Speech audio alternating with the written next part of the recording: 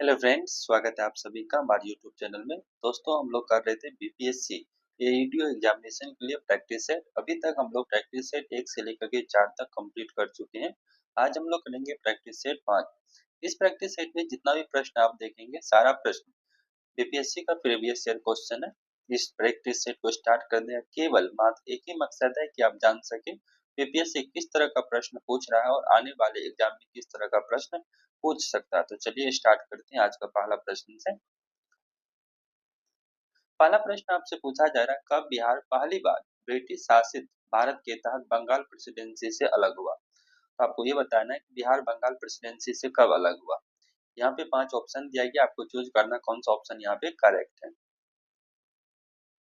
देखिए, इन ऑप्शन में जो राइट आंसर है दैट इज 1912 यानी 1912। यहाँ पे 3 पॉइंट आपको ध्यान में रखना है। सबसे पहले बंगाल, बंगाल से बिहार अलग होता है 22 मार्च 1912 को, 22 मार्च 1912 को।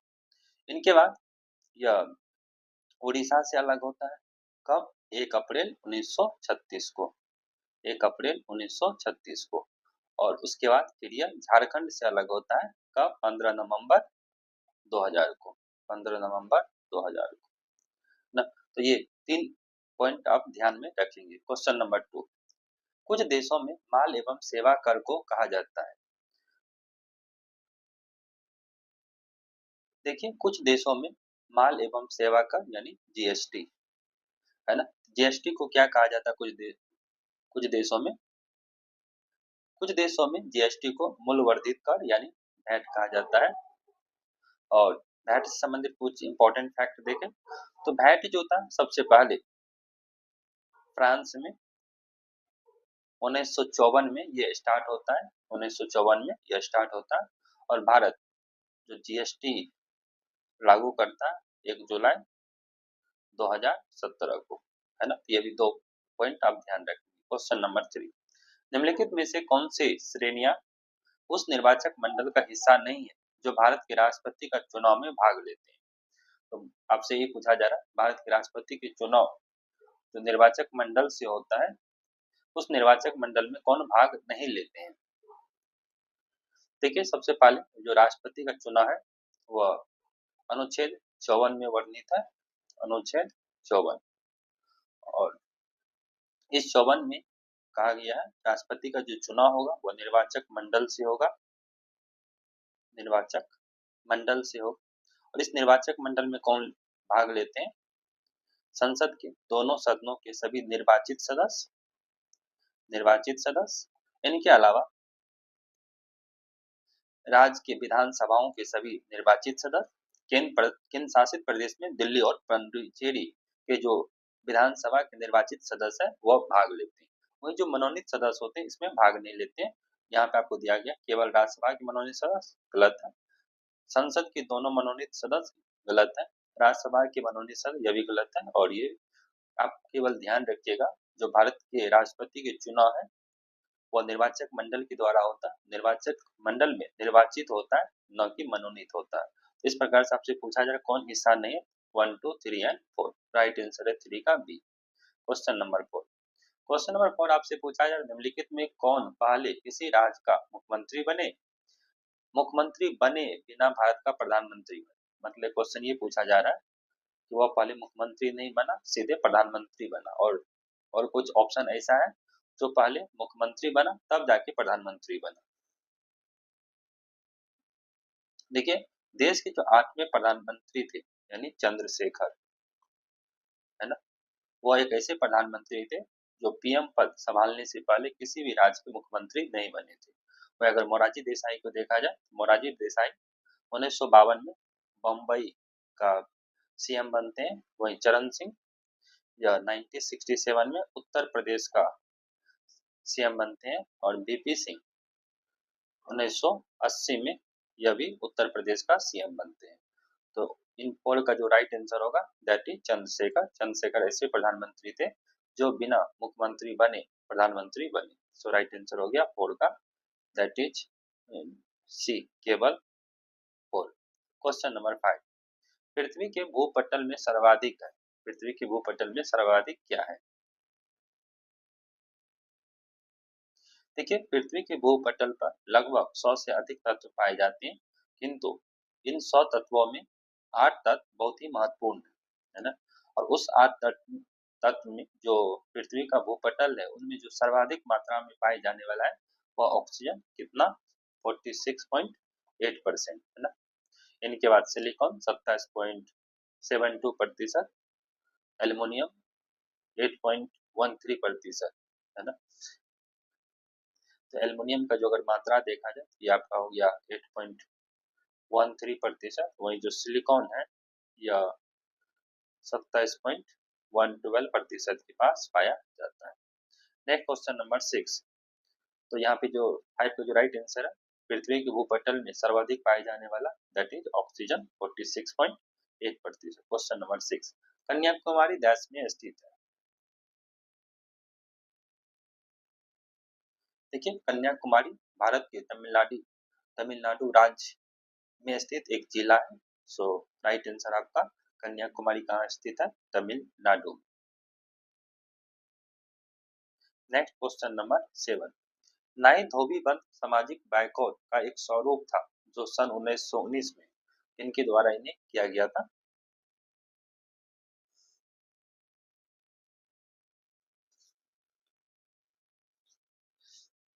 देखिए, गौरी शंकर मिश्र, इनके अलावा इंद्र नारायण द्विवेदी, उसके बाद मदन मोहन मालवीय है ना। इन तीनों के प्रयत्न से फरवरी 1918 में अवध में उत्तर प्रदेश किसान सभा का गठन किया जाता है। उत्तर प्रदेश किसान सभा का गठन किया जाता है। कब गठन किया जाता है? 1918 में है ना। इस सभा ने किसानों को जमींदारों तथा तालुकदारों के शोषण के विरुद्ध संगठित करने का प्रयास किया है ना। इसी क्रम में जो प्रतापगढ़ है, प्रतापगढ़ में नाई धोबी बंद नामक आंदोलन चलाया गया और इस आंदोलन के तहत जमींदार तथा तालुकदारों का सामाजिक बहिष्कार किया गया था। सो राइट आंसर है नाई धोबी बंद सामाजिक बायकॉट स्वरूप था, किसानों द्वारा प्रतापगढ़ जिले में चलाया गया था। 7 का जो राइट आंसर आपका दैट इज ए। तो 3-4 पॉइंट याद रखिएगा। 1918 उत्तर प्रदेश किसान सभा का गठन है ना, और नाई धोबी बंद आंदोलन किनके द्वारा चलाया गया था। Question number 8। क्वेश्चन नंबर 8 आपसे पूछा जा रहा है, निम्नलिखित में कौन सा भागलपुर से मिर्जा चौकी की ओर रेल मार्ग में बिहार का अंतिम रेलवे स्टेशन है। तो कौन अंतिम रेलवे स्टेशन है? मेनली यह पूर्वी रेल जोन का स्टेशन है। तो पूर्वी रेलवे जोन का जो अम्बापाली रेलवे स्टेशन है इज यह राइट आंसर है। क्वेश्चन नंबर 8 पर क्वेश्चन 9, निम्नलिखित में बिहार का कौन सा जिला नेपाल के साथ सीमा साझा करता है? नेपाल के साथ कौन कौन सीमा साझा करता है? तो बिहार का जो अगर मैप देखा जाए तो यह एक तो नेपाल के साथ अपना सीमा, उत्तर प्रदेश के साथ पश्चिम बंगाल और झारखंड है ना। तो आप सबका ध्यान रखिएगा। नेपाल से आपसे पूछा जा रहा है, नेपाल का पश्चिमी चंपारण, पूर्वी चंपारण, सीतामढ़ी, मधुबनी, सुपौल, अररिया और किशनगंज। वही पूर्णिया जो है नेपाल के साथ सीमा साझा नहीं करता। 9 का जो राइट आंसर आपका that is A. Question number 10, निम्नलिखित में से कौन सा जोड़ा बिहार के दक्षिण गंगा क्षेत्र से मेल नहीं खाता है? तो दक्षिण गंगा क्षेत्र से कौन मेल नहीं खाता है? देखिए, पटना वैशाली जोड़ा जो है बिहार के दक्षिण गंगा क्षेत्र से मैच नहीं खाता। वहीं पटना मुंगेर गया अरवल ये दोनों जो है दक्षिण क्षेत्र का भाग है।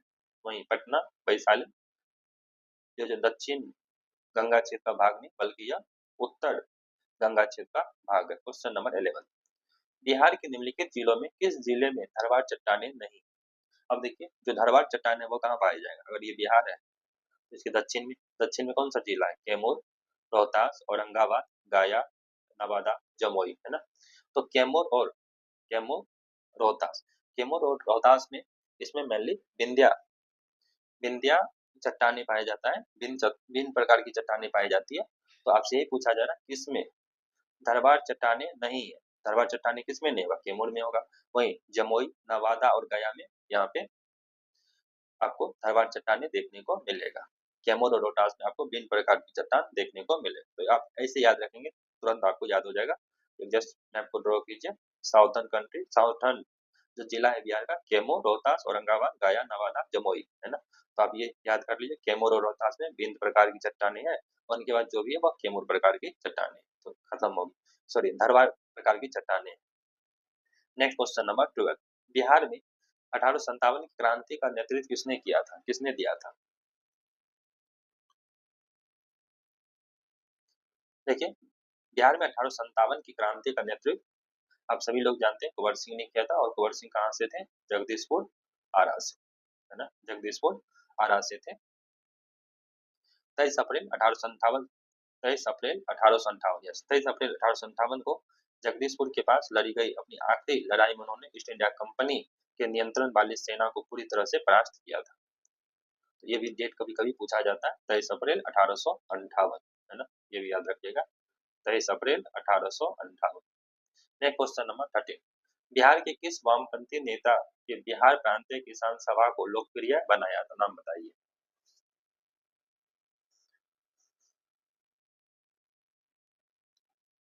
देखिए, 4 मार्च 1928 को पटना के बिहटा में, है ना, स्वामी सहजानंद सरस्वती किसान सभा की स्थापना करते हैं। 1929 में सोनपुर मेला में आयोजित सभा में बिहार प्रांतीय किसान सभा की स्थापना होता है। स्वामी सहजानंद के अध्यक्ष बनते हैं, स्वामी सहजानंद अध्यक्ष बनते हैं, और जो श्री कृष्ण सिंह थे वह सचिव बने, है ना। तो इसी में यदुनंद शर्मा, पंचानंद शर्मा, राहुल संकृत्यायन और करयानंद शर्मा, ये सारे वामपंथी नेताएं थे जो इस संस्था को बिहार के ग्रामीण क्षेत्रों में लोकप्रियता प्रदान की। तो राइट आंसर आपका होगा करयानंद शर्मा। तो इनमें इस प्रश्न से आपको क्या क्या सीखना है? एक तो आपको याद रखेंगे 4 मार्च 1928, 4 मार्च 1928 पटना के बिहटा में स्वामी सहजानंद सरस्वती किसान सभा की स्थापना करते हैं। किसान सभा की स्थापना 4 मार्च 1928 को, और 1929 में सोनपुर मेला में, है ना, बिहार प्रांतीय किसान सभा की स्थापना किया जाता है। क्वेश्चन नंबर 13 का जो राइट आंसर हो गया बी। क्वेश्चन नंबर 14, भारत सरकार अधिनियम 1935 के तहत बिहार विधान परिषद के प्रथम निर्वाचित सभापति कौन थे, है ना। भारत सरकार अधिनियम 1935 के तहत बिहार विधान परिषद के प्रथम निर्वाचित सभापति कौन थे? देखिए, भारत सरकार अधिनियम 1935 के तहत बिहार विधान परिषद में 29 सदस्य थे। सदस्यों का चुनाव अप्रत्यक्ष रूप से होता था, और इसमें राज्यपाल के आदेश से राय बहादुर सतीश चंद्र सिन्हा, राय बहादुर सतीश चंद्र सिन्हा, है ना, अध्यक्ष बने। सो राइट आंसर आपका है राय बहादुर सतीश चंद्र सिन्हा। क्वेश्चन नंबर 15, कौन सा तकनीक मृत को पूर्ण जीवित दिख सकती है ना, कौन सा ऐसा तकनीक है जो मृत को पूर्ण जीवित दिख सकती है? तो आप सभी लोग जानते हैं इनका आंसर क्या होगा, एआई, है ना, एआई के द्वारा मृत को पूर्ण जीवित दिखा जा सकता है। क्वेश्चन नंबर 16, किन देशों की अंतरिक्ष एजेंसियों ने निजी कंपनियों को अंतरराष्ट्रीय अंतरिक्ष स्टेशन की दौरा आयोजित करने की अनुमति दी है? देखिए, ये जो अनुमति दिया गया है वो किन के द्वारा दिया गया है? तुर्की, स्वीडन और इटली। 16 का जो राइट आंसर है सी, क्योंकि यह बहुत पहले का करंट अफेयर है, तो इतना। क्वेश्चन नंबर 17, मायोपिया बीमारी नींद से संबंधित होती है, मायोपिया बीमारी किससे संबंधित है? देखिए, मायोपिया बीमारी का संबंध आंख से है, और आप लोग बताइए आंख से संबंधित और कौन कौन बीमारी होता है ना।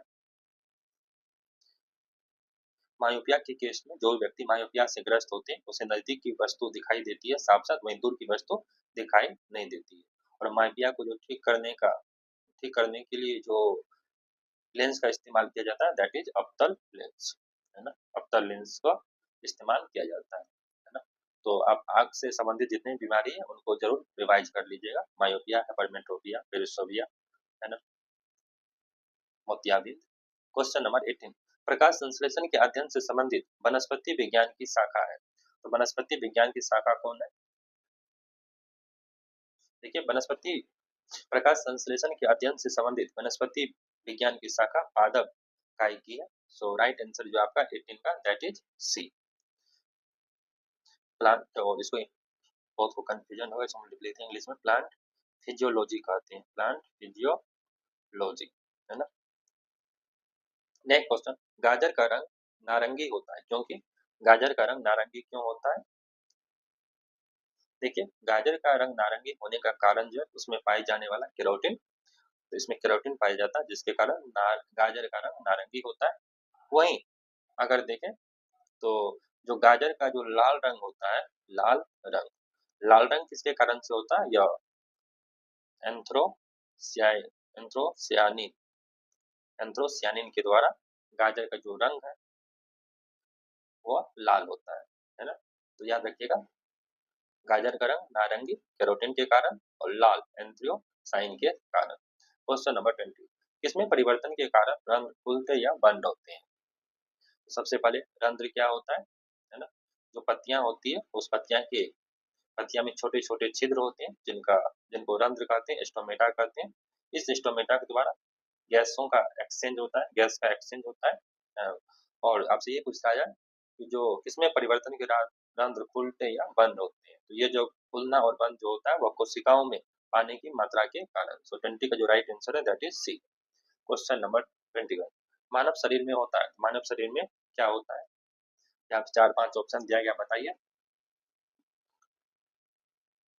देखिए, मानव शरीर में लगभग 70% पानी होता है। सो राइट आंसर है आपका 70% पानी। नेक्स्ट है क्वेश्चन नंबर 22। क्वेश्चन नंबर 22 आपसे पूछा जा रहा है, शरीर के अंदर भोजन को ब्रेक डाउन करने वाले उत्प्रेरक का नाम बताइए। तो शरीर के अंदर जो भोजन को ब्रेक डाउन करता है, भोजन को तोड़ता है, उस उत्प्रेरक का क्या नाम है? देखिए, शरीर के अंदर भोजन को ब्रेक डाउन करने वाले उत्प्रेरक को डाइजेस्टिव एंजाइम यानी पाचन एंजाइम कहते हैं। सो राइट आंसर जो है 22 का दैट इज डाइजेस्टिव एंजाइम, पाचन एंजाइम। पाचन जो पाचन एंजाइम होते हैं ये खाए गए भोजन को तोड़ने में महत्वपूर्ण भूमिका निभाते हैं।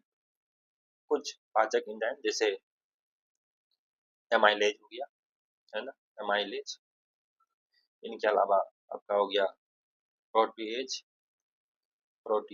है ना, उसके बाद लाइपेज। ये सारे डाइजेस्टिव एंजाइम है।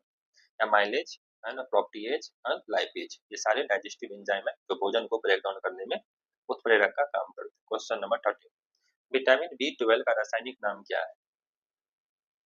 अब देखिए, विटामिन कुल 13 प्रकार के होते हैं, है ना।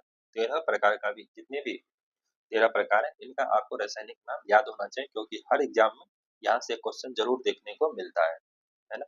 तो आपसे पूछा जाए विटामिन बी ट्वेल्व का जो रासायनिक नाम है वो है आपका साइनोकोबालामिन। तो राइट आंसर है 23 का बी। इनके अलावा विटामिन ए को रेटिनॉल कहते हैं, विटामिन B1 को थायमिन, विटामिन B2 को राइबोफ्लोविन, विटामिन B6 को पायरोडॉक्सिन, विटामिन सी को एस्कॉर्बिक अम्ल, विटामिन डी को एग्रोकैल्सिफेरॉल, विटामिन ई को टोकोफेरॉल और विटामिन के को फाइलो फाइलोक्विनोन, है ना। तो ये सारे जो भी है जहाँ से भी आप पढ़े हैं वहां से आप 13 विटामिन का जो रासायनिक नेम है उनको जरूर याद कर लीजिएगा।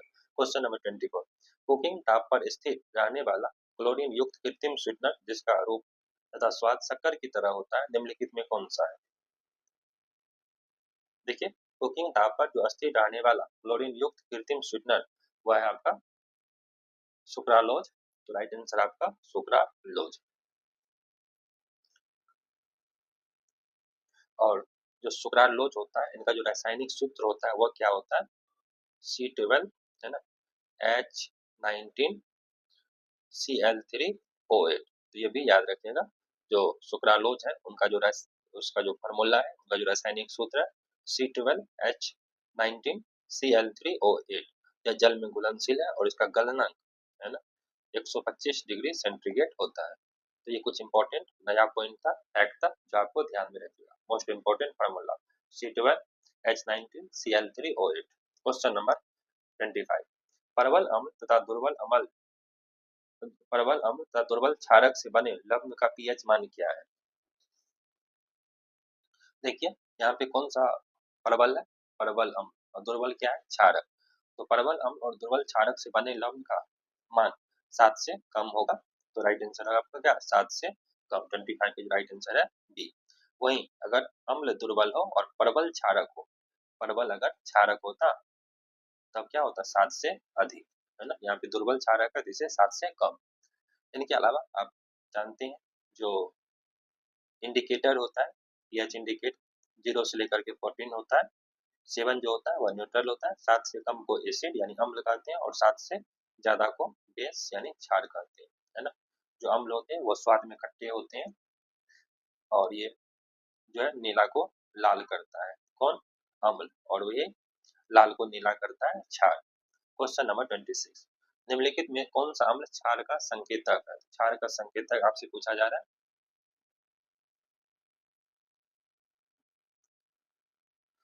देखिए क्षार का जो संकेतक है दैट इज हल्दी, है ना। इनके अलावा जो प्राकृतिक सूचक में शामिल है अम्ल क्षार के प्राकृतिक सूचक में तो हल्दी हो गया। इनके अलावा लाल बंदा गोभी, लाल बंदा गोभी, है ना। इनके अलावा आपको गुड़हल का फूल, है ना, गुड़हल का फूल, ये सारे जो है ये प्राकृतिक सूचक है। नेक्स्ट क्वेश्चन नंबर 27, सूक्ष्म बुझे हुए चूने पर क्लोरीन गैस की क्रिया से कौन सा पदार्थ बनता है?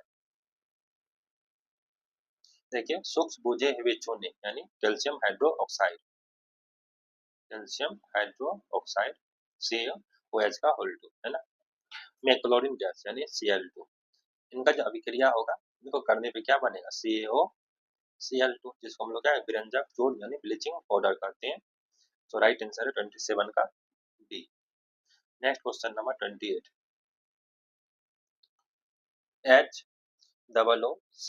HOOC कौन सा अम्ल कहा जाता है? देखिए ये जो सूत्र है HOOCCOOH, यह एक ऑक्जेलिक अम्ल है ना। इसमें 2 कार्बोक्सिलिक अम्ल है। कैल्शियम ऑक्जेलेट के रूप में यह प्रायः पौधों की कोशिका में पाया जाता है और जो मानव का गुर्दा किडनी है उसमें भी कैल्शियम ऑक्जेलेट को एक्टिव होने के कारण पथरी की बीमारी होती है। यह भी पॉइंट ध्यान रखिए। क्वेश्चन नंबर 29, आपको 3 परत नलियां दी गई है, उनमें एक में आसुत जल है और अन्य 2 में एक अम्लीय विलयन तथा दूसरे में क्षारीय विलयन। इनमें से किसमें लाल लिटमस नीला हो जाएगा, है ना, लाल लिटमस नीला होगा। अभी हम तुरंत इस कंसेप्ट को जिक्र किए हैं। राइट आंसर क्या हो जाएगा आपका 29 का सी। देखिए आपको याद, अगर एग्जाम में बाय द वे कंफ्यूजन होता है तो अम्ल, है ना, देखिए अंत में लाल है, लौ है ना, लौ तो नीला को लाल करेगा, नीला को लाल करेगा, है ना, लौ को लाल।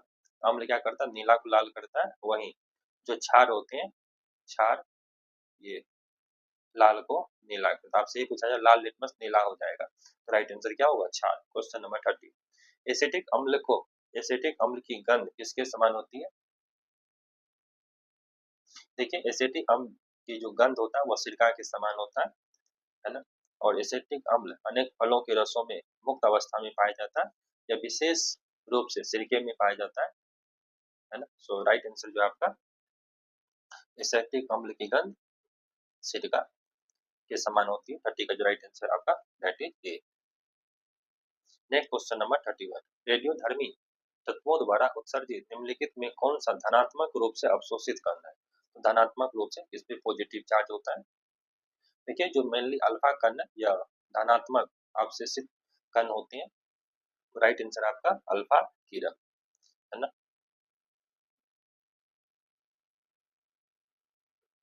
नेक्स्ट क्वेश्चन नंबर 32, एक समान नेत्र लेंस की नाभिक दूरी होती है, एक जो समान नेत्र लेंस होते हैं उनकी नाभिक दूरी कितना होती है?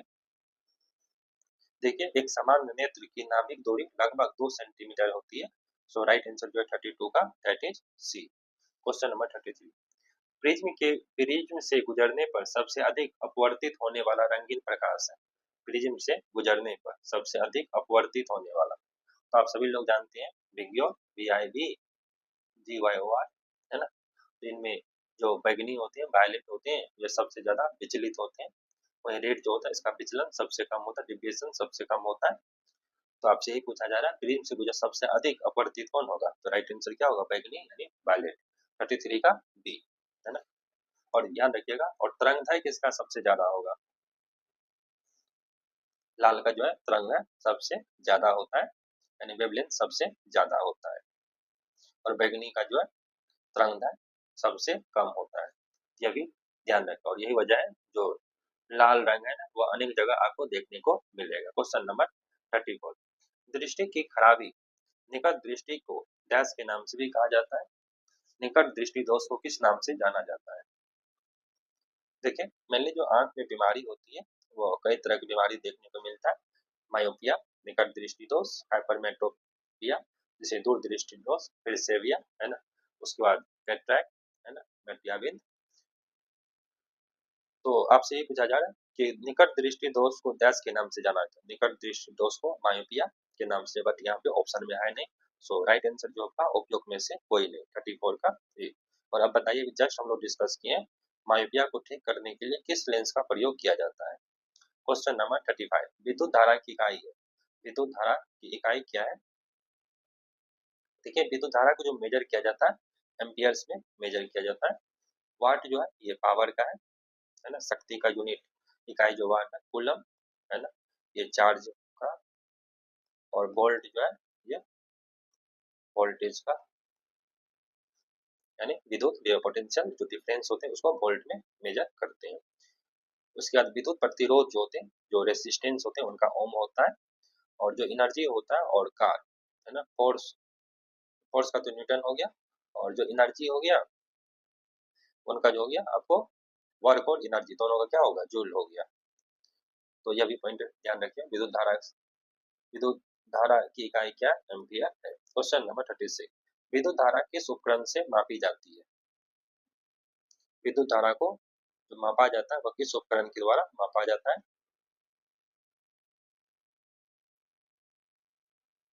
देखिए, विद्युत धारा को जो मापा जाता है अमीटर के द्वारा, तो राइट आंसर आपका अमीटर है ना। उसके बाद आप लोग बताइए potentiometer, volt meter, volt meter से किसको मेजर करते हैं। देखिए, जो पोटेंशियोमीटर है ना, इसे लघु प्रतिरोध का मापन किया जाता है। वहीं वोल्ट मीटर है ना, विद्युत धारा के विभव को मापने के लिए यानी पोटेंशियल डिफरेंस को वोल्ट मीटर से नापते हैं। और जो पोटेंशियोमीटर होता है ना, इसमें लघु प्रतिरोध को मापने का प्रयोग किया जाता है। क्वेश्चन नंबर 37 अति सूक्ष्म वस्तु को देखने के लिए प्रयोग किया जाने वाला प्रकाशिक उपकरण, यानी छोटे छोटे सूक्ष्म जीवों को देखने के लिए हमें किसका प्रयोग करते हैं।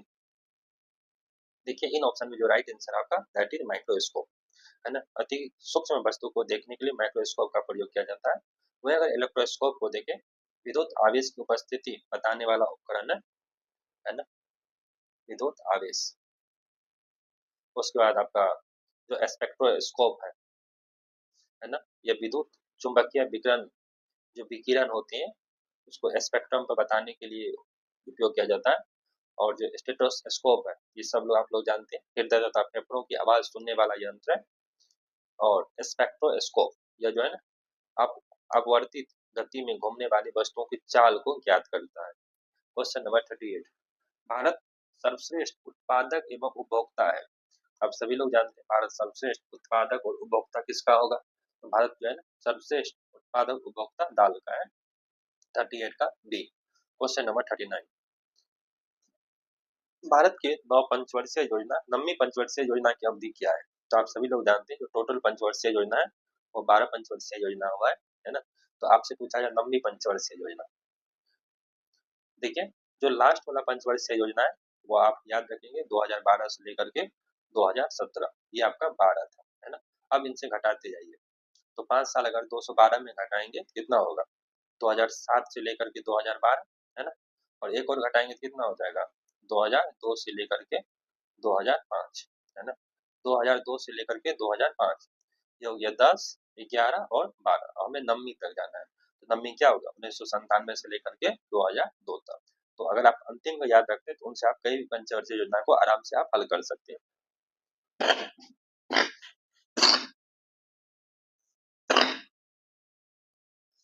नेक्स्ट है क्वेश्चन नंबर, और जो फर्स्ट पंचवर्षीय योजना है और सेकंड पंचवर्षीय योजना, उनका जो मुख्य फोकस था उनको जरूर ध्यान रखिएगा। 1951 से 56, 56 से 61।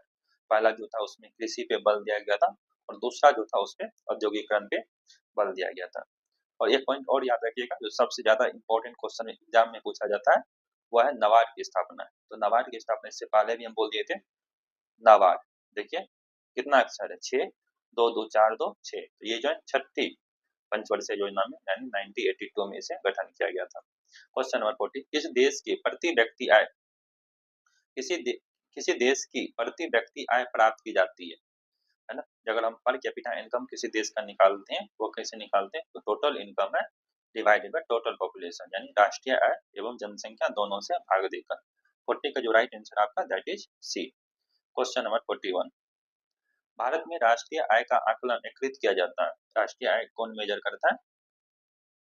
देखिए, पहले जो राष्ट्रीय आय का आकलन करता था वो करता था सीएसओ, लेकिन है ना भारत सरकार ने सीएसओ तथा एनएसओ, है ना, CSO plus national sample survey organisation, इन दोनों को मिलाकर एक नया ऑर्गेनाइजेशन गठन किया, एनएसओ, है ना। यही एनएसओ अभी राष्ट्रीय आय का आकलन करता है। यहाँ पे आपको ऑप्शन नहीं दिया है क्योंकि क्वेश्चन ये पुराना है, सो फिलहाल इसका आंसर क्या होगा? सीएसओ होगा, लेकिन बाद में अब जब भी क्वेश्चन आएगा तो उसका आंसर क्या होगा? एनएसओ।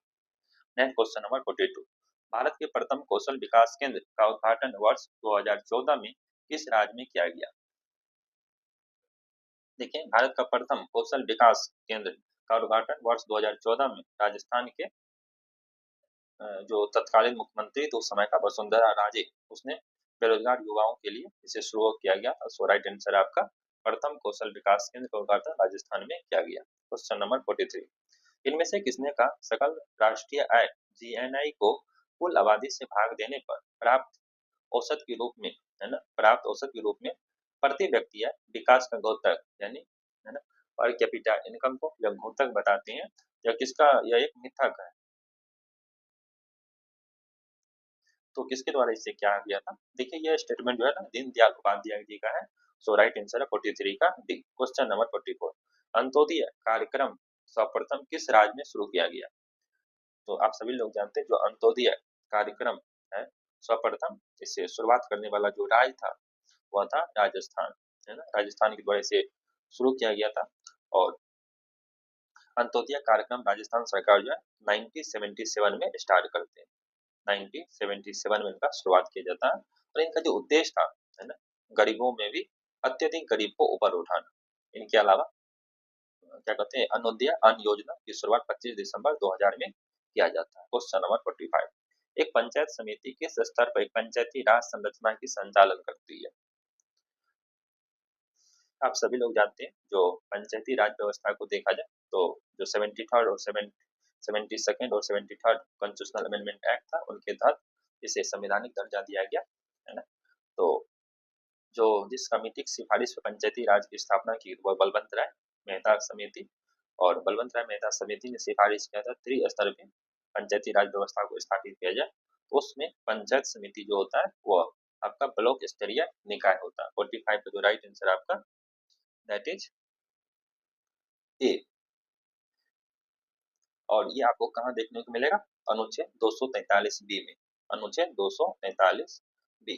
देखिए, पंचायत से संबंधित जितने भी आर्टिकल है वो काफी महत्वपूर्ण होता है, वहां से आपको एक क्वेश्चन जरूर देखने को मिलेगा, है ना। इसलिए इनको जरूर आप लोग सारे आर्टिकल को जरूर याद कर लीजिएगा, क्वेश्चन जरूर यहाँ से देखने को मिले, चाहे आप किसी भी एग्जाम देने क्यों नहीं जाए, है ना। उसका जितने भी अनुच्छेद है पंचायत से संबंधित, चुनाव आयोग, है ना, उनका फिर वित्त आयोग, चुनाव प्रक्रिया, ये सारे आप याद करके जाएंगे। क्वेश्चन नंबर 45 का question number 46, question number 46, panchayat की वित्तीय स्थिति की समीक्षा के लिए राज्य सरकार प्रत्येक 5 वर्ष में क्या गठित करती है?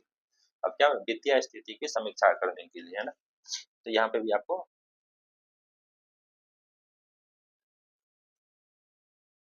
देखिए, जो भारत का संविधान अनुच्छेद 243 241 1, है ना, इसके तहत ये बताया गया है एक वित्त आयोग का गठन किया जाएगा, है ना। और ये गठन किसके द्वारा किया गया? राज्य के राज्यपाल के द्वारा। तो कितने वर्ष के बाद? प्रत्येक 5 वर्ष के पश्चात, है ना। प्रत्येक 5 वर्ष के पश्चात राज्य की जो राज्यपाल है वो भारतीय संविधान के अनुच्छेद 243 एक के अनुसार एक वित्त आयोग का गठन करेगा, और इनका जो काम होगा राज्य की समीकरण जो समेकित कंसोलिडेटेड फंड है उसे पंचायत को दी जाने वाले अनुदान सहायता पर देखरेख करना, है ना, पंचायत की वित्तीय स्थिति को सुधार के लिए आवश्यक उपाय बताना, ये सारे काम होते हैं। सो राइट आंसर क्या हो जाएगा? 46 का वित्त आयोग। क्वेश्चन नंबर 47, किस राज्य में पंचायत व्यवस्था नहीं, है ना। देखिए, केवल, है ना, अगर हम देखें जो पंचायत राज व्यवस्था जहाँ पे नहीं वो है नागालैंड, मिजोरम और मेघालय, है ना, नागालैंड, मिजोरम और मेघालय। वहीं केरल राज्य में 3 स्तरीय पंचायती राज व्यवस्था है। नागालैंड, मेघालय और मिजोरम जो है यहाँ पंचायत व्यवस्था लागू नहीं है, बल्कि यहाँ पे जनजातीय परिषद है ना। नेक्स्ट क्वेश्चन नंबर 47, निम्नलिखित कथनों पे कौन सा एक सही नहीं है, तो आपको बताना कौन सा सही नहीं। पहला है धन संपत्ति के मामले में राज्यसभा शक्तिहीन है। दूसरा है धन विधेयक की शुरुआत राज्यसभा में होती है। ये स्टेटमेंट बिल्कुल इनकरेक्ट, आपसे यही पूछा है कौन सा सही नहीं है। धन विधेयक की शुरुआत है ना हमेशा कहाँ होती है, लोकसभा में। ये लोकसभा का स्पेशल पावर है। Money bill should always be introduce in the Lok Sabha, है ना। इसमें राज्यसभा का शक्ति। क्वेश्चन नंबर 49, क्वेश्चन नंबर 49 आपसे पूछा जा रहा है यदि राष्ट्रपति एवं उपराष्ट्रपति का पद खाली हो तो भारत के राष्ट्रपति का पद पर कौन होता है। देखिए, अगर राष्ट्रपति भी नहीं है, उपराष्ट्रपति भी नहीं है, दोनों का पद अगर खाली है तो भारत के राष्ट्रपति के पद पे भारत के मुख्य न्यायाधीश होते हैं। 49 का जो राइट आंसर आपका दैट इज बी, है ना। नेक्स्ट है क्वेश्चन नंबर 50, किस सदन में अध्यक्षता करने वाले अधिकारी उस सदन का सदस्य नहीं होते हैं। तो आप सभी लोग जानते हैं वो कौन है, राज्यसभा, है ना। राज्यसभा का जो अध्यक्ष राज्यसभा का जो अध्यक्ष होते हैं वह राज्यसभा का सदस्य नहीं होते हैं। और राज्यसभा का अध्यक्ष कौन होते हैं, भारत के उपराष्ट्रपति। और ये अनुच्छेद 63 से उपबंधित, अनुच्छेद 63 में कहा गया है भारत भारत का एक उपराष्ट्रपति होगा। उपराष्ट्रपति क्या होगा, राज्यसभा का पदेन सभापति होगा। नेक्स्ट क्वेश्चन नंबर 50 हो गया। 51, भारत में अंतरराज्यीय परिषद है ना, इंटर स्टेट काउंसिल स्थापित करने की शक्ति किसके पास है।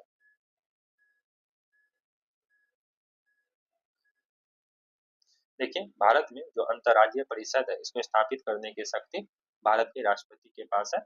और अंतरराज्यीय परिषद का गठन, जो अंतरराज्यीय परिषद है इनका गठन जो किया जाता है अनुच्छेद 263 के तहत इनके द्वारा किया जाता है, भारत के राष्ट्रपति के द्वारा, है ना। सो राइट आंसर है इसके पास शक्ति अंतरराज्यीय परिषद स्थापित करने का भारत के राष्ट्रपति के पास। क्वेश्चन नंबर 52, लोकसभा चुनाव 2024 से पहले अपने पद से इस्तीफा देने वाले चुनाव आयुक्त कौन थे। देखिए, सबसे पहले जो संविधान के भाग 15 है, संविधान के भाग 15, इस भाग 15 में अनुच्छेद 324 से लेकर के 324 से लेकर के 329, है ना। इसमें निर्वाचन आयोग की व्यवस्था की गई है ना। अगर हम शुरुआत में देखें तो निर्वाचन आयोग थे, उसमें केवल एक मुख्य निर्वाचन आयोग था। 16 अक्टूबर 1989, हाँ 16 अक्टूबर 1989, 16 अक्टूबर 1989 को आयोग 3 सदस्यीय निकायों में परिवर्तित कर दिया गया। आयोग को 3 सदस्यीय निकायों में पहले एक था, उसका 3। तो आपसे पूछा जाए लोकसभा चुनाव 2014 से पहले चुनाव आयोग जो इस्तीफा दिया अपने पद से उसका नाम था अरुण गोयल। राइट आंसर है 52 का डी। क्वेश्चन नंबर 53, निम्नलिखित में से कौन सबसे लंबे समय तक लोकसभा का सदस्य रहा है, यानी लोकसभा का सदस्य सबसे लंबे समय तक कौन रहा है। देखिए, मोस्ट ऑफ द स्टूडेंट इनका आंसर अटल बिहारी वाजपेयी टिक करते हैं ना। लेकिन लेकिन इनका जो राइट आंसर है इंद्रजीत गुप्ता, है ना। इंद्रजीत गुप्ता लोकसभा के सबसे लंबे समय तक सांसद रहे हैं। वे भारतीय कम्युनिस्ट पार्टी से बिलोंग करते थे, ये कम्युनिस्ट पार्टी से बिलोंग करते थे, है ना। कम्युनिस्ट पार्टी ध्यान रखिएगा, है ना। और ये 1977 की चुनाव को छोड़ करके 1960 से 2001 तक रिकॉर्ड 11 बार सीट जीत चुके हैं, 11 बार, है ना, 11 बार सीट जीत चुके हैं। इनके अलावा जो सोमनाथ चटर्जी है, पीएम शहीद है, और अटल बिहारी वाजपेयी ये 10 बार, सोमनाथ चटर्जी 10 बार और अटल बिहारी वाजपेयी यह भी 10 बार ये लोकसभा के सदस्य। तो आप ध्यान रखिएगा, तो इंद्रजीत गुप्ता जो है ये 11 बार, और इनके अटल बिहारी वाजपेयी, पीएम शहीद और सोमनाथ चटर्जी ये 10-10 बार, है ना। क्वेश्चन नंबर 54, भारतीय संविधान का अनुच्छेद 300 में किससे संबंधित, भारतीय संविधान का जो अनुच्छेद 300 है वह किससे संबंधित है। देखिए, भारतीय संविधान के जो अनुच्छेद 300 है यह मुकदमे और तथा कार्यवाही से संबंधित है। 54 का जो राइट आंसर आपका दैट इज ए, है ना।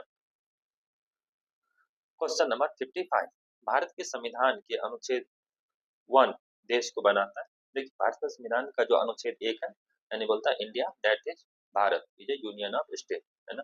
भारत इंडिया, यानी इंडिया का दो नाम होगा, एक तो इंडिया होगा, दूसरा भारत होगा, यह यूनियन ऑफ स्टेट है। तो अनुच्छेद एक जो है देश को क्या बनाता है, यह एक संघ बनाता है। जो 55 है, 55 का जो राइट आंसर आपका that is B. Question number 56, भारतीय संविधान में कितने अनुच्छेद है? देखिए जब ये प्रश्न पूछा गया था, प्रश्न एक्चुअली ये पूछना चाहिए जब भारत का संविधान बनकर तैयार हुआ तब कितना अनुच्छेद था, तब इनका आंसर होता 395। अभी जो है ना 450 से भी ज्यादा अनुच्छेद हो चुका है ना। इनके अलावा भी याद रखिएगा जब भारत का संविधान बन के तैयार हुआ था तब 395 अनुच्छेद है ना, 22 भाग और 8 अनुसूची थे। और उसके अभी कितना आपके पास अनुच्छेद है, 450 से अधिक, टोटल 25 भाग और 12 अनुसूची है। क्वेश्चन नंबर 57, सलीम अली चिड़िया अभ्यारण्य कहाँ स्थित है? सलीम अली चिड़िया अभ्यारण्य कहाँ स्थित है?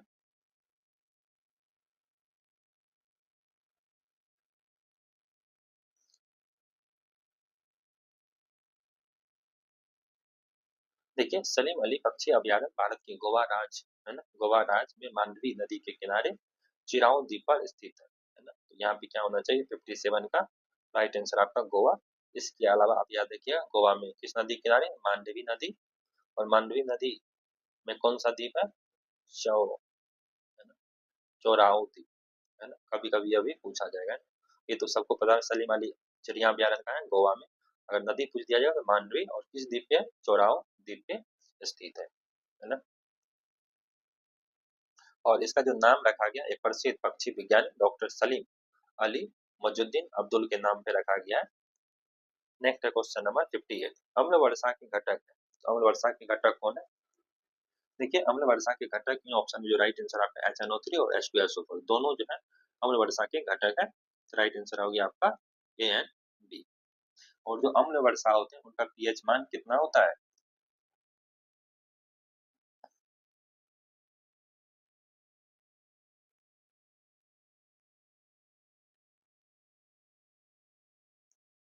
जो अम्ल वर्षा होते हैं इनका जो पीएच मान होता है वह कितना होता है? 4.2 से 4.4 के बीच है ना, 4.2 से 4.4। क्वेश्चन नंबर 59, सिमलीपाल राष्ट्रीय उद्यान उड़ीसा के किस जिले में स्थित है? देखिए सिमलीपाल राष्ट्रीय उद्यान ये उड़ीसा राज्य के मयूरभंज जिले में स्थित है। सो राइट आंसर आपका 59 का डी।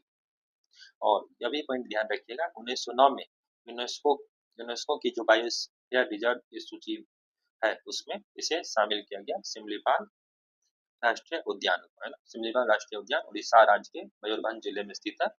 वर्ष 2019 2009 2009 में 2009 में इसे यूनेस्को के बायोस्फीयर रिजर्व की सूची में रखा गया है।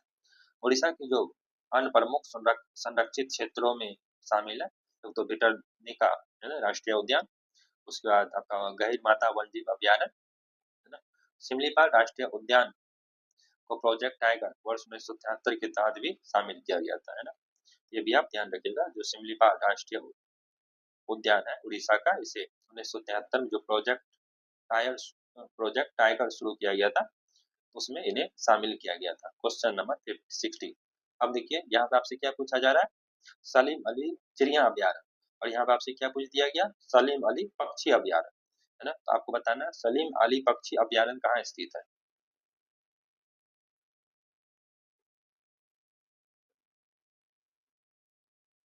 देखिए जो सलीम अली पक्षी अभ्यारण्य है यह आपको गोवा राज्य में स्थित है ना। तो जो राइट आंसर है आपका गोवा राज्य, बट यहाँ पे ऑप्शन में है नहीं, तो क्या होगा आंसर 60 का। क्वेश्चन नंबर 61, IUCN का मुख्यालय कहाँ है? IUCN यानी अंतर्राष्ट्रीय प्रकृति संरक्षण संघ है ना। ये दुनिया का प्राकृतिक स्थिति को संरक्षित रखने के लिए एक वैश्विक प्राधिकरण है जिसकी स्थापना 1948 में किया गया, 1948 में से किया गया था इनकी स्थापना। और इसका जो मुख्यालय है वो कहाँ है, स्विट्जरलैंड है। इनके द्वारा जितने भी पौधों और जानवर हैं उनके संरक्षण संबंधित रेड लिस्ट भी जारी किया जाता है ना। IUCN के द्वारा जो है रेड लिस्ट भी जारी किया जाता है। तीन चार पॉइंट याद रखिए, IUCN की स्थापना 1948 में, इनका मुख्यालय स्विट्जरलैंड, और IUCN रेड लिस्ट जारी करता है जिनमें पौधों और जानवरों के संबंध होता है। क्वेश्चन नंबर 61 62, एक कोशीय स्तर से दूसरे कोशीय स्तर में कितना ऊर्जा अवशोषित होता है, लिंडमैन का नियम आपसे पूछा जा रहा है।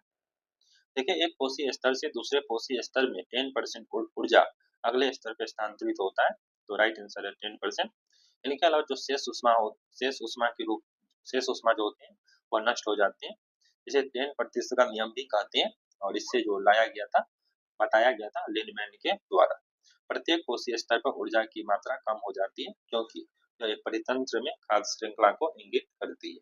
सो 10% का नियम जो है यह लिंडमैन का नियम भी कहा जाता है, और एक कोषीय स्तर से दूसरे कोषीय स्तर में 10% ऊर्जा अगले स्तर तक स्थानांतरित होता है, और सारा उसके बाद जो ऊर्जा होती है वह सारे नष्ट हो जाते हैं। क्वेश्चन नंबर 63, भारत की जनगणना 2011 के अनुसार बिहार में महिला महिला साक्षरता दर क्या है? तो आपसे पूछा जा रहा है महिला साक्षरता दर। देखिए, अगर हम देखें बिहार की जो साक्षरता दर है वह है आपका 61.80 है ना, 61.8 जो है ये बिहार की कुल साक्षरता दर है।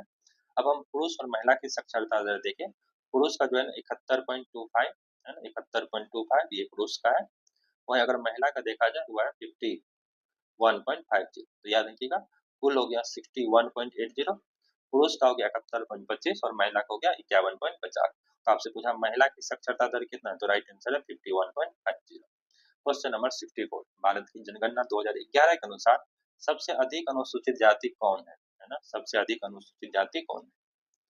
देखिए, जनगणना 2011 के अनुसार भारत में भील अनुसूचित जनजाति की कुल संख्या सबसे ज्यादा है, और दूसरी जो सबसे बड़ी जनजाति है वह है Gond.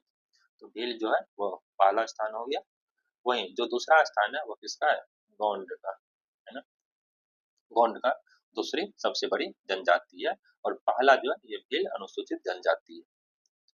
Next question, question number 65, क्या करें 65, भारत में प्रथम जनगणना किस वर्ष प्रारंभ की गई? भारत में जो प्रथम जनगणना है वो किस वर्ष प्रारंभ किया गया?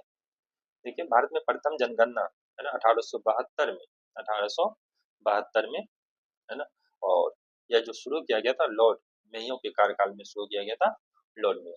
वही अगर देखा जाए 1881 में जो लॉर्ड रिपन थे, 1872 में लॉर्ड मेयो है ना, और एक और डेट याद रखिएगा 1881 है ना, 1881 में जो लॉर्ड रिपन थे, रिपन है ना, लॉर्ड रिपन के समय से प्रत्येक 10 वर्ष के अंतराल पर जनसंख्या का आकलन शुरू हो गया।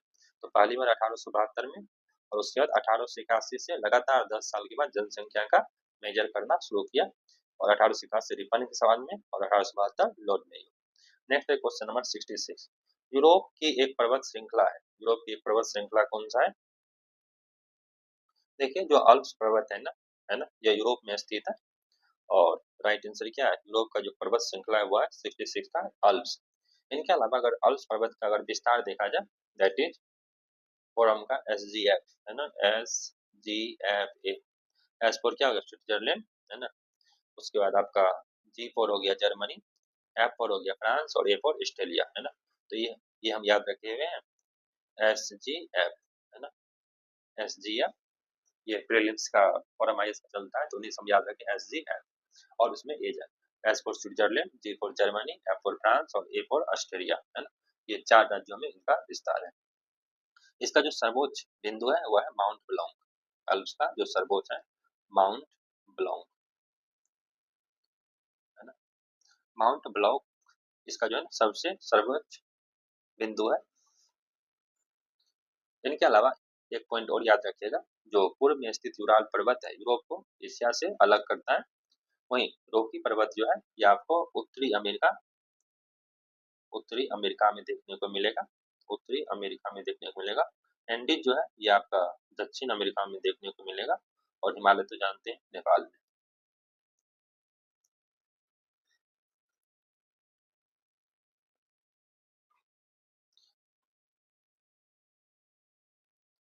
एक क्वेश्चन है, जो एंडीज पर्वतमाला है ना, एंडीज पर्वतमाला इसकी जो सर्वोच्च चोटी है वो क्या है, उनका नाम बताइए। तो देखिए, जो सर्वोच्च चोटी है वो है माउंट अंकागुआ है ना, जो एंडीज है इसका जो सर्वोच्च चोटी है उसका नाम है अकांकागुआ है ना। तो 4-5 पॉइंट इस क्वेश्चन से आपको सीखने को मिलेगा। एक तो अल्प पर्वत है ना, ये क्या है, यूरोप में ये कितने देशों के साथ सीमा साझा करता है, स्विट्जरलैंड है ना, जर्मनी, फ्रांस और ऑस्ट्रेलिया के साथ। अल्प्स का जो सबसे ऊंचा पर्वत है वो कौन सा है हमारा, आपका हो गया सबसे उच्च बिंदु जो है, सर्वोच्च बिंदु जो है वो माउंट ब्लॉन्क है। रॉकी पर्वत ये कहाँ है आपका? उत्तरी अमेरिका में। और जो एंडीज है ये दक्षिण अमेरिका में। और इसका जो सबसे ऊंची चोटी है उसका नाम है माउंट अंकागुआ। तो ये 4-5 पॉइंट ध्यान रखिएगा। क्वेश्चन नंबर 67, संयुक्त राज्य अमेरिका को छोड़कर विश्व के निम्न देशों में कौन सा देश कच्चे माल का सर्वाधिक उत्पादन करता है? देखिए 2022 के आंकड़ा के अनुसार देखा जाए, ये क्वेश्चन 2022 का है, तो इसी कारण से यहाँ पे देखा जा रहा है 2022 के आंकड़ा के अनुसार जो खनिज तेल यानी कच्चे तेल का सर्वाधिक उत्पादन करने वाला जो है वो है संयुक्त राज्य अमेरिका। पहला स्थान है आपका संयुक्त राज्य अमेरिका का है ना। उनके अलावा सऊदी अरब, रूस और कनाडा। तो आपसे पूछा जा रहा है संयुक्त राज्य अमेरिका को छोड़कर दूसरा स्थान पे कौन है? तो दूसरा स्थान पे जो है वो है आपका सऊदी अरबिया, सेकेंड स्थान पे। उनके बाद तीसरा स्थान जो है वो रूस का, और चौथा स्थान जो है यह कनाडा का है ना। ये सारे पॉइंट एग्जाम में इंपॉर्टेंट हो सकते हैं। पहला अमेरिका, सेकेंड सऊदी अरब, थर्ड रूस, और चौथा जो स्थान है वह है आपका कनाडा का है ना। इसमें चीन का कोई रोल नहीं है ना, कच्चे तेल का सर्वाधिक उत्पादन। नेक्स्ट क्वेश्चन, क्वेश्चन नंबर 68, संयुक्त राज्य अमेरिका का राष्ट्र बाउल निम्नलिखित में से किस प्रदेश से संबंधित है? राष्ट्र बाउल किससे संबंधित है? देखिए संयुक्त राज्य अमेरिका के जो राष्ट्र बाउल क्षेत्र के अंतर्गत उत्तर पूर्व के भाग सम्मिलित है ना। इसके अंतर्गत ग्रेट लैक्स, पीटर्सबर्ग और बर्मिंघम ये सारे शामिल है। तो एक तो हो गया ग्रेट लैक्स है ना, इसके बाद आपको पीटर्सबर्ग, ग्रेट है ना, ग्रेट लैक्स, पीटर्सबर्ग और बर्मिंघम यह इसमें शामिल है। तो आपसे ये पूछा जा रहा है कि संयुक्त राज्य अमेरिका के राष्ट्रपाल निम्नलिखित किस प्रदेश से संबंधित है? जो राष्ट्रपाल है निम्नलिखित में से किस प्रदेश से संबंधित है? तो यहाँ पे जो राइट आंसर होना चाहिए उपयुक्त में से एक नहीं है ना, उपयुक्त एक से अधिक। एक तो है ग्रेट लैक्स प्रदेश, पीटर्सबर्ग, और तीसरा जो है बर्मिंघम। ये आदि क्षेत्र इसमें शामिल किया जाता है राष्ट्रपाल में।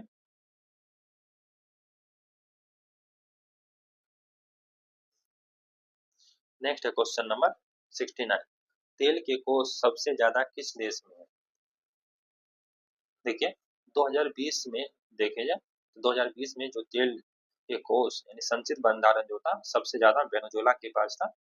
वेनेजुएला के पास सबसे ज्यादा था। ये डाटा जो हम आपको बता रहे हैं 2020 में है ना। उनके बाद सऊदी अरबिया, ईरान, कनाडा और ईरान, सेकेंड स्थान पे सऊदी अरबिया। तो आपसे सबसे ज्यादा किसके पास है? तो वेनेजुएला के पास है। क्वेश्चन नंबर 70, सौरमंडल में सबसे चमकदार ग्रह कौन सा है?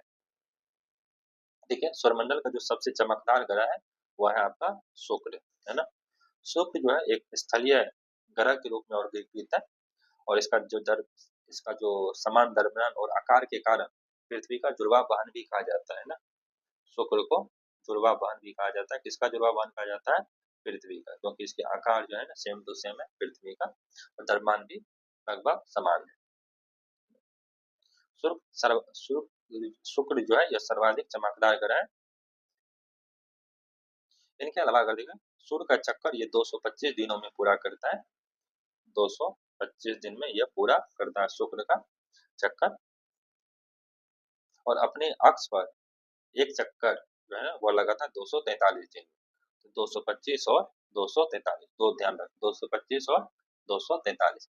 225 जो है सूर्य का चक्कर लगाता है, सूर्य के चक्कर लगाने में लगाता है, वहीं अपना चक्कर लगाने में 243 दिन लगाता है।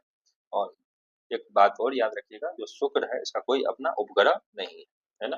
शुक्र का कोई उपग्रह नहीं। तो 4-5 पॉइंट यहाँ से आप सीख सकते हैं इस क्वेश्चन से है ना। सौरमंडल का सबसे चमकदार ग्रह एक तो शुक्र हो गया है ना। शुक्र को पृथ्वी का जुड़वा वाहन कहा जाता है ना। शुक्र और सूर्य का चक्कर लगाने में ये 225 दिन लगाता है ना। और अपना चक्कर पूरा करने में 243 दिन लगाता है। क्वेश्चन नंबर 71, निम्नलिखित में से किनके मध्य की औसत दूरी एक खगोलीय इकाई है ना। तो अगर देखें मध्य की औसत दूरी एक खगोलीय इकाई है, किसके किसके बीच में? देखिए पृथ्वी और सूर्य के मध्य की जो औसत दूरी है वो एक खगोलीय इकाई है ना, उसे खगोलीय इकाई कहते हैं। तो पृथ्वी और सूर्य के दूरी को है ना, जो खगोलीय इकाई है वो पृथ्वी से सूर्य की दूरी पर आधारित है। सो राइट आंसर है आपका पृथ्वी और सूर्य। क्वेश्चन नंबर 72 विश्व विषुवतीय व्यास है ना ध्रुवीय व्यास से कितना अंतर है ना। देखिए जो विषुवतीय है ना व्यास है पृथ्वी का वो 12,756 है ना 12,756। इसको आप याद कैसे लिखेंगे बरसात 56 है ना देखिए 12 7 बरसात 56 ये हो गया आपका विषुवतीय व्यास है ना। वही अगर ध्रुवीय व्यास देखा जाए ध्रुवीय व्यास जो है ये आपका 12,714 बरसात 14 है ना। एक तो बरसात 56 हो गया बरसात 14 हो गया है ना। इन दोनों में अगर आप अंतर निकालेंगे यह अंतर जो है लगभग 43 किलोमीटर का है। सो राइट आंसर हो गया आपका दोनों का कितना अधिक है तो 43 किलोमीटर अधिक है बरसात 56 और बरसात 14 सॉरी ध्रुवीय व्यास है ना 12,714 है ना। तब तो देख लेंगे अब अंतर क्या है ना। और ये जो ये है 12,756। हाँ एक सेकेंड जो विषुवतीय विषयास है ये 12,756 है ना। ये 12,756 है। वहीं जो ध्रुवीय व्यास है 12,714 वही तो मैं देख रहा हूँ कि अंतर कैसे आ रहा है। तो टोटल कितना हो जाएगा 43 kilometre.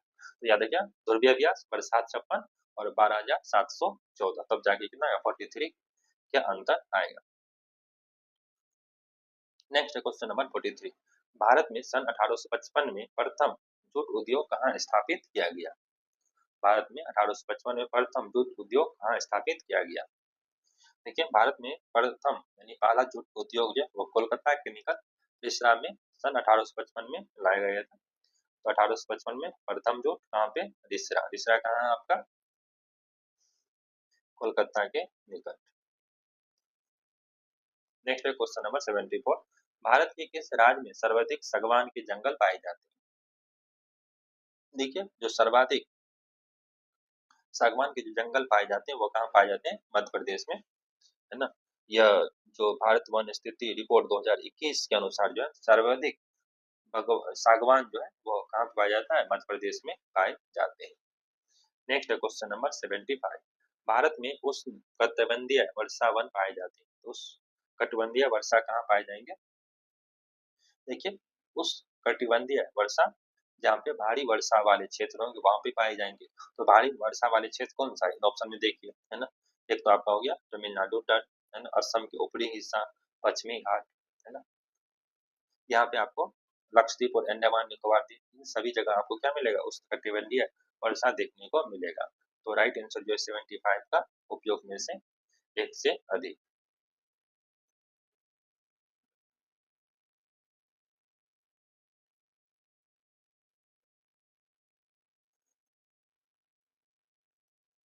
Next question question number 76 Bharat में 1952 को की राष्ट्रीय वन नीति में निम्नलिखित उल्लिखित देश के कुल भौगोलिक क्षेत्र में वन क्षेत्र का वांछित प्रतिशत कितना होना चाहिए।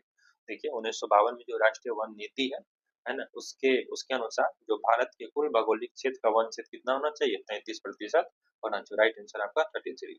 क्वेश्चन नंबर 77 है ना। क्वेश्चन नंबर 77 आपसे पूछा जा रहा है कश्मीर में पहलगाम किस नदी के किनारे बसा है। तो याद कीजिए ये इंपॉर्टेंट है क्वेश्चन। देखिए पहलगाम भारत के जम्मू कश्मीर केंद्र शासित प्रदेश के अनंतनाग जिले का एक छोटा सा कस्बा है। अनंतनाग है ना इसका छोटा सा कस्बा है। यह एक पर्यटक स्थल है और साथ ही अमरनाथ यात्रा के लिए एक महत्वपूर्ण पड़ाव भी है। यह लिट्टर नदी के किनारे है। राइट आंसर आपका लिट्टर नदी। क्वेश्चन नंबर 78 भौगोलिक क्षेत्र की दृष्टि से भारत में निम्न जिलों में से कौन सा जिला सबसे बड़ा है। तो सबसे बड़ा जिला आपसे पूछा जा रहा है। देखिए भौगोलिक क्षेत्र के अनुसार अगर देखा जाए तो गुजरात का जो कच्छ जिला है कच्छ जिला यह देश का सबसे बड़ा जिला है। तो राइट आंसर हो गया आपका कच्छ। ये कहाँ है आपका गुजरात है ना ये गुजरात में। इनके अलावा और देखें हम तो कच्छ के बाद जो है दूसरा जो स्थान है वो है सेकेंड में ले है ना लद्दाख का ले। तीसरा जो आपका जैसलमेर है ना तीसरा हो गया जैसलमेर है ना। उसके बाद बीकानेर है उसका बाड़मेर है बीकानेर और बाड़मेर। नेक्स्ट 79 निम्नलिखित पहाड़ियों में से कौन सा एक पहाड़ी पाई निम्नलिखित पहाड़ियों पहाड़ियों में से कौन सी एक पहाड़ी पाई जाती है जहाँ पर पूर्वी तथा पश्चिमी घाट आपस में मिलते हैं, यानी जहाँ पूर्वी और पश्चिमी घाट मिलते हैं उस पहाड़ी का नाम क्या है? तो आप सभी जो लोग जानते हैं जहाँ पूर्वी घाट और पश्चिमी घाट मिलती है उसे नीलगिरी की पहाड़ी कहते हैं ना। अगर देखें नीलगिरी पहाड़ी, नीलगिरी की जो सर्वाधिक ऊंची चोटी है वह है डोडा बेटा, है ना, डोडा बेटा, यह सर्वाधिक ऊंची चोटी है ना। और पश्चिमी घाट की देखें जो सर्वाधिक ऊंची चोटी है पश्चिमी घाट का, उसका नाम है आपका अनाई, अनाई मोटी, अनाई मोटी पश्चिमी घाट की सबसे, और अनिमुलाई,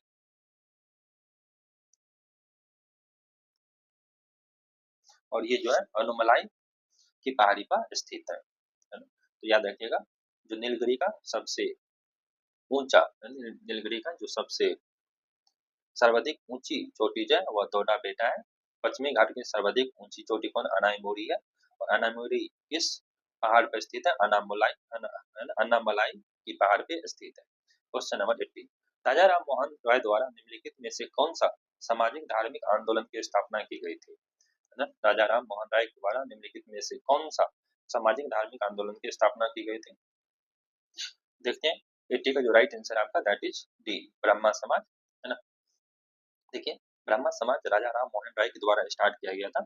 और आप बताइए ईस्वी कब कब इसे स्टार्ट किया गया था?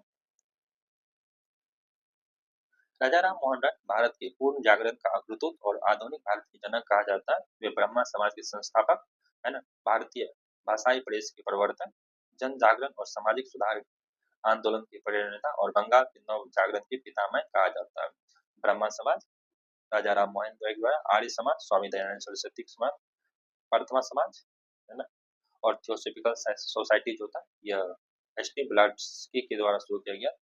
और वर्तमान समाज जो है ये आत्माराम पांडुरंग के द्वारा शुरू किया गया था। क्वेश्चन नंबर 81, निम्नलिखित में से सती प्रथा का उन्मूलन किसने किया?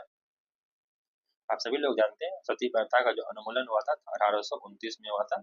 और इस समय जो गवर्नर जनरल थे विलियम बेंटिक थे। तो किनके प्रयास से, तो ये आप सब उन्मूलन किसने किया था? सती प्रथा में विधवा पत्नी को मृत पति के चिता पर जिंदा जलाया जाता, ये आप जानते हैं, है ना। सती प्रथा का जो प्रथम उल्लेख है ये इंपॉर्टेंट है। सती प्रथा का जो प्रथम अभिलेखीय साक्ष्य मिला है वह 510 ईस्वी में मिला है।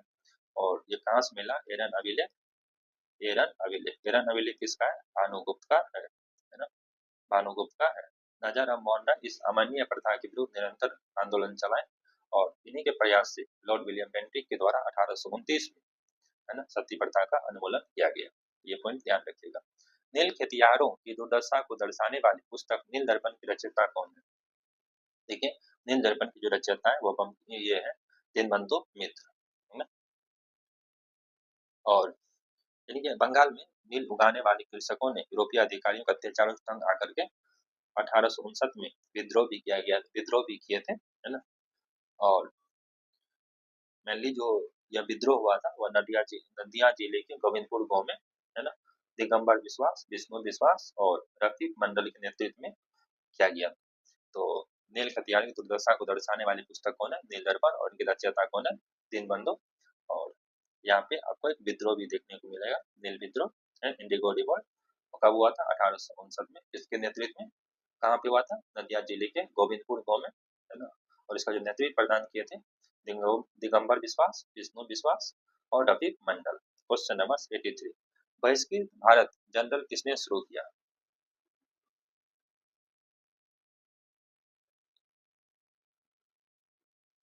देखिए बहिष्कृत भारत यानी 1924, 1924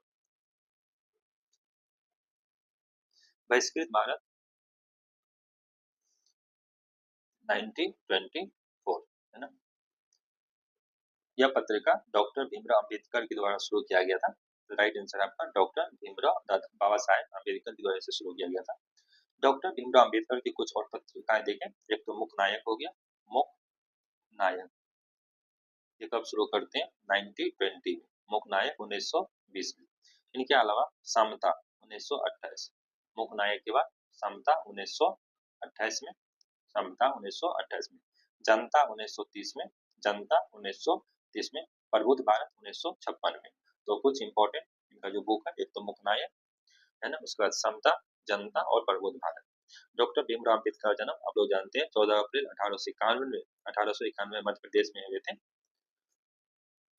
1990 में भारत के सर्वोच्च सम्मान भारत रत्न से सम्मानित किया गया था भीमराव अम्बेडकर को। 1990 भारत रत्न, है ना, भारत रत्न से सम्मानित किया गया। वही अगर ज्योतिबा फुले का कुछ महत्वपूर्ण बुक देखें तो इसका गुलामगिरी है ना, गुलामगिरी इसका महत्वपूर्ण बुक है। वही गीताराज the Orion the Arctic home of the Vedas Bal Gangadhar तिलक द्वारा लिखा गया है। तो यहाँ पे लगभग 7-8 किताब जो है यहाँ पे आपको याद कर लेना है। एक तो बहिष्कृत भारत, मुकनायक, समता, जनता, प्रबुद्ध भारत, ये भीमराव अम्बेडकर की किताब है। और आप कर्म भी याद रखिएगा, है ना। तो कर्म क्या हो गया, मुकनायक 1920, बहिष्कृत भारत 1924, समता 1928, जनता 1930 और प्रबुद्ध भारत 1956। कभी कभी एग्जाम में कर्म के अनुसार सजाने भी मिलता है। क्वेश्चन नंबर 84, अनहैप्पी इंडिया पुस्तक के लेखक कौन है। देखिए अनहैप्पी इंडिया पुस्तक के लेखक, है ना, जो लाला लाजपत राय जी हैं। तो राइट आंसर आपका लाला लाजपत राय। इस पुस्तक में भारतीय सभ्यता की तुलना समकालीन ब्रिटिश और अमेरिकी सभ्यता से की गई है। लाला लाजपत राय को पंजाब केसरी के नाम से जाना जाता है, पंजाब केसरी के नाम से इसे जाना जाता है ना। और 1928 में साइमन कमीशन का विरोध किए थे और इसी विरोध के समय उन्हें लाठी चार्ज के कारण घायल हो गए और 17 नवंबर 1928 को इनका मृत्यु हो जाता है ना, 17 नवंबर 1928। नेक्स्ट क्वेश्चन नंबर 85, महारानी विक्टोरिया की घोषणा पत्र किस वर्ष आया। देखिए महारानी विक्टोरिया का जो घोषणा पत्र है वो लॉर्ड कैनिंग के समय में आया था 1 नवंबर 1858, 1 नवंबर 1858 को यह घोषणा पत्र आया था, है ना। 1858 में जो महारानी विक्टोरिया थी उसकी उद्घोषणा द्वारा भारत में ईस्ट इंडिया कंपनी के शासन को ईस्ट इंडिया शासन समाप्त किया गया और जो भारत का शासन है वह सीधे ब्रिटिश के हाथों में, ब्रिटिश ताज यानी ब्रिटिश सरकार के हाथों में चले गए, है ना। 1 नवंबर 1858 याद रखिएगा। क्वेश्चन नंबर राइट आंसर आपका 1858। निम्नलिखित में से किस वर्ष को भारतीय स्वतंत्रता की प्रथम युद्ध तिथि माना जाता है। तो प्रथम युद्ध तिथि, फर्स्ट वॉर ऑफ इंडिपेंडेंस, आप लोग जानते हैं 1857 के विद्रोह को कहा जाता है। 10 मई 1857 को मेरठ से शुरू हुआ, है ना, भारतीय स्वतंत्रता का प्रथम संग्राम।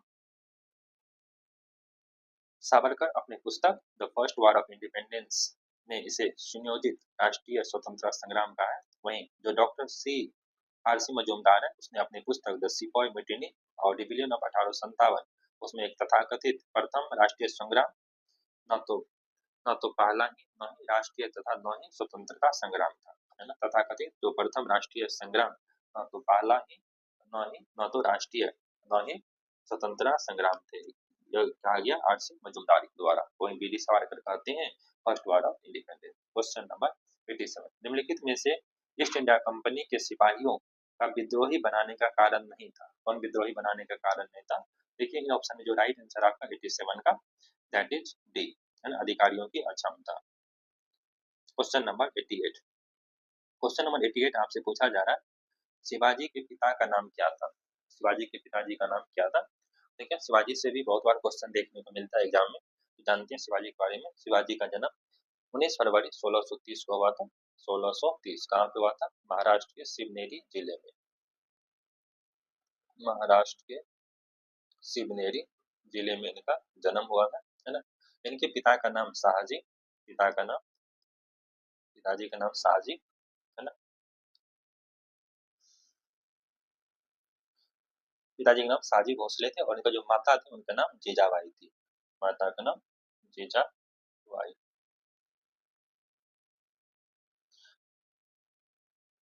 शिवाजी के राज की राजधानी रायगढ़ थी, राजधानी रायगढ़। 1665 ईस्वी में इसने पुरंदर की संधि शिवाजी और राजा जय सिंह के मध्य में हुआ था, है ना। 1665 इसमें आप रखिएगा पुरंदर की संधि, इसके बीच में शिवाजी और राजा जय सिंह के बीच में। शिवाजी का राज्याभिषेक रायगढ़ किले में हुआ था। इनके अलावा जो मराठा थे इनका जो प्रमुख गढ़ था एक तो चोर था, दूसरा सरदेशमुखी था। चोर जो था ये गैर मराठा क्षेत्रों में मराठा आक्रमण से बचने के बदले में वसूला जाता था, है ना। ये सारी इंपॉर्टेंट पॉइंट है। शिवाजी का जन्म महाराष्ट्र में, है ना, और महाराष्ट्र के शिवनेरी जिले में का जन्म होते हैं। इनके पिताजी का नाम शाहजी और माता का नाम, जो इनकी माता थी उनका नाम था जीजाबाई। इसकी जो राजधानी थी वह रायगढ़। जब पुरंदर की संधि में भाग लेते हैं, पुरंदर की संधि कब होते हैं, 1665 में शिवाजी और राजा जयसिंह के बीच में। और मराठा का दो इंपॉर्टेंट ट्रैक्स था, एक तो चोर, दूसरा सरदेशमुखी। चोर जो था गैर मराठा क्षेत्रों में मराठा आक्रमण से बचने के लिए लिया जाता है। तो ये 5-6 पॉइंट आप ध्यान रखेंगे। क्वेश्चन नंबर 89, निम्नलिखित में से किस शासक के अंतर्गत 8 मंत्रियों की एक समिति अथवा अष्टप्रधान था। आप सभी लोग जानते हैं जो अष्टप्रधान थे यह संबंधित थे शिवाजी से, वह कृष्णदेव राय से जो संबंधित थे, दैट इज अष्टदिग्गज, है ना। अष्टदिग्गज किससे संबंधित थे, कृष्णदेव राय से और शिवाजी, है ना। मराठा शासक छत्रपति शिवाजी महाराज के जो सलाहकार परिषद थे उसे अष्टप्रधान कहा जाता था, है ना। नेक्स्ट क्वेश्चन नंबर, अष्टदिग्गज कृष्णदेव राय को उसका नवरत्न बताइए किसके अंदर में आते थे। नवरत्न अकबर के समय में। और जो चंद्रगुप्त मौर्य द्वितीय थे उनमें क्या कहा जाता था वो बताइए आप लोग। क्वेश्चन नंबर 90, शिवाजी के शासन तंत्र में विदेश मंत्री के उदयस नाम से जाना जाता है। देखिए विदेश मंत्री को जो जाना जाता है वो सुमंत के नाम से जाना जाता है। इनके अलावा देखें जो पेशवा थे वह राजा का प्रधानमंत्री होता था। जो आमंत्रित थे या वित्त मंत्री या राजस्व मंत्री, है ना। सचिव राजकीय पत्र व्यवहार की कार्य करते थे। सुमंत जो थे ये विदेश मंत्री थे। उसके बाद आपका कौन हो गया, सेनापति आप जानते हैं। पंडित रॉय मुख्य विद्वानों और धार्मिक कार्यों के लिए दिए जाने वाले अनुदानों का दायित्व रखता था और न्यायाधीश न्याय का कार्य को देखता था।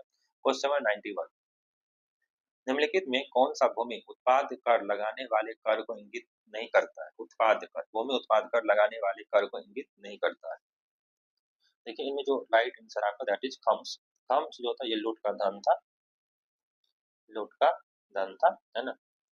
इस धन का 1/5 भाग राजकोष में और 4/5 भाग सैनिक में बांट दिया जाता था। लेकिन जो अलाउद्दीन खिलजी और मोहम्मद बिन तुगलक थे, अलाउद्दीन खिलजी और मोहम्मद बिन तुगलक, है ना। अलाउद्दीन खिलजी और मोहम्मद बिन तुगलक के समय में जो धन का 4/5 भाग था वह राजकोष में जमा होता था और 1/5 भाग सैनिक में वितरण किया जाता, जस्ट पलट गया, है ना। किसके समय में, एक तो आपको अलाउद्दीन खिलजी और दूसरा मोहम्मद बिन तुगलक। खराज जो था ये गैर मुसलमानों से लिया जाने वाला कर्ज था। गैर मुसलमान से खराज लिया जाता था।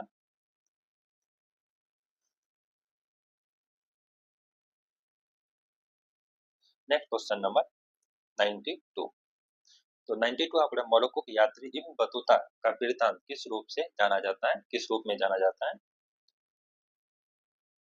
देखिए 1333 में इब्न बतूता मोहम्मद बिन तुगलक के काल में भारत आते हैं। जो इब्न बतूता है मोरक्को से 1333 ईस्वी में, यह तुगलक मोहम्मद बिन तुगलक के, है ना, मोहम्मद बिन तुगलक एमबीटी के समय में यह भारत आते हैं। और जो मोहम्मद बिन तुगलक था इसे दिल्ली का काजी नियुक्त करते हैं। बाद में उसे चीन में राजदूत बनाकर भी भेजा जाता है। इनका जो प्रमुख रचना है वह रेहला है ना। सो राइट आंसर है 92 का, दैट इज ए, रेहला। Next question number 93, Mohammad bin Tughlaq ने अपनी राजधानी दिल्ली से कहाँ स्थानांतरित की थी। देखिए जो मोहम्मद बिन तुगलक थे वो अपनी राजधानी दिल्ली से दौलताबाद स्थापित करने का प्रयास किया। कब, सन 1327 में, 1327 में। इनके पीछे जो तर्क था राजधानी को एक केंद्रीय स्थान पर ले जाने से उसे पूरे भारतीय उपमहाद्वीप पर कुशलता से शासन करने में मदद मिलेगा। और इनके अलावा देखें इब्न बतूता जो था, जो अपना पुस्तक है रेहला, है ना, रेहला पुस्तक में मोहम्मद बिन तुगलक के शासन काल पर प्रकाश डालते हैं। मोहम्मद तुगलक ने कृषि विकास के लिए कृषि विभाग, जिसे दीवान ए अमीर कोही कहा जाता है, उसकी स्थापना की थी। तो कृषि विभाग का जो नाम था दीवान ए अमीर कोही। इनके अलावा अपनी प्रजा में गंभीरता से भेदभाव और अन्याय को समाप्त करने का प्रयास मोहम्मद बिन तुगलक ने किया था, है ना। तो ये सब पॉइंट ध्यान रखिएगा। क्वेश्चन नंबर 93, मोहम्मद बिन तुगलक ने अपनी राय बता दी यहाँ पे क्या, दौलताबाद। क्वेश्चन नंबर 19 बद्रीनाथ धाम किस राज्य में स्थित है? बद्रीनाथ धाम यह आपको उत्तराखंड राज्य में स्थित है और उत्तराखंड में किस जिले में? चमोली जिले में यह स्थित है। चमोली चमोली जिले में यह स्थित है। इनके अलावा देखिए 4 धाम, एक तो यमुनोत्री, गंगोत्री, बद्रीनाथ और केदारनाथ, है ना, ये 4 धाम है। बद्रीनाथ धाम में जो है ये भगवान विष्णु का मंदिर है और माना जाता है इसका निर्माण आदि शंकराचार्य द्वारा कराया गया था। क्वेश्चन 95 महापुराणों की संख्या कितनी मानी जाती है? देखिए महापुराण की जो संख्या है वह 18 है। क्वेश्चन 96 जैन धर्म के 23वें तीर्थकार कौन थे? देखिए जैन धर्म की जो 23वें तीर्थकार थे वह पार्श्वनाथ थे, महावीर स्वामी 24वां और प्रथम जो था वह ऋषभदेव, है ना, प्रथम जो था वह ऋषभदेव, ऋषभनाथ प्रथम, और जो अनिष्ट नेमी था वह 22वें, ये किसी को याद नहीं रहता, जो 22वां तीर्थकार थे उनका जो नाम था वह क्या था? अरिष्ट नेमी, अरिष्ट नेमी, है ना, ये 24 ये जो था आपका 22वां तीर्थकार के रूप से जाने जाते हैं। महावीर स्वामी के काल में जैन धर्म अपने चरमोत्कर्ष पे पहुंचे। क्वेश्चन नंबर 97 त्रिपिटक का संबंध किस धर्म से है? आप सभी लोग जानते हैं, तीन पिटक, सुत पिटक, विनय पिटक और अभिधम पिटक। यह पिटक जो है यह बौद्ध धर्म से संबंधित है और इसमें जो यह जो पिटक है, विनय पिटक, सुत पिटक, अभिधम पिटक, इसमें बौद्ध धर्म के आदर्श, सिद्धांतों, नियमों को दर्शाया गया है। क्वेश्चन 98 त्रिरत्न या तीन रत्न जैसे सत्य ज्ञान, सच्ची आस्था और सत्य क्रिया निम्नलिखित में किससे संबंधित है? आप लोग जानते हैं त्रिरत्न या जैन का कंसेप्ट है। 98 का जो राइट आंसर है सी। क्वेश्चन नंबर 99 पाटलिपुत्र में बुलाई गई प्रथम जैन संगति के अध्यक्ष कौन थे? है ना, देखिए जैन संगति, दो जैन संगति हुआ, एक पाटलिपुत्र में, दूसरा हुआ बल्लभी गुजरात, वहीं बौद्ध संगति 4 हुआ है, राजगीर, क्या कहते हैं, राजगीर, वैशाली, पाटलिपुत्र और कुंडन कश्मीर में, है ना। तो आपसे पूछ रहा प्रथम यानी पाटलिपुत्र में बुलाया गया प्रथम जो जैन संगति था उनमें उनका जो अध्यक्ष थे वह कौन थे? स्थूलभद्र थे, स्थूलभद्र। नेक्स्ट क्वेश्चन, और ये किसके काल में हुआ था? चंद्रगुप्त मौर्य के काल में, है ना। क्वेश्चन नंबर 100 जैन धर्म के प्रवर्तक महावीर जी का मोक्ष स्थान कहाँ है? तो मोक्ष स्थान यानी उसका जो मृत्यु हुआ था वह किस जगह पे है? देखिए महावीर स्वामी का जन्म जो है 599 ईस्वी में और कभी कभी 540 ईस्वी भी माना जाता है, वैशाली के निकट कुंदग्राम में हुआ था और ये बद्री संघ का एक प्रमुख सदस्य थे। और इनका जो क्या कहते हैं, इनका जो मुक्त स्थान है वो पावापुरी है। 100 का जो राइट आंसर आपका दैट इज सी। तो फ्रेंड्स इस वीडियो में हम लोग देखें जो टेस्ट 5 है, टेस्ट 5 का कंप्लीट डिटेल एनालिसिस जहां तक हो सके वहां हम प्रयास किए, हर क्वेश्चन को डिटेल में बताने का प्रयास किए। उम्मीद करते हैं यह इनिशिएटिव आप सभी को अच्छा लग रहा होगा और नेक्स्ट प्रैक्टिस सेट के लिए आप हमारे चैनल से जुड़ जाइए, चैनल को सब्सक्राइब कर लीजिए और अपना फीडबैक देना ना भूलें ताकि हम भी अपने आप को इम्प्रूव कर सके, क्योंकि अभी हम इस मार्केट में नए हैं। धन्यवाद।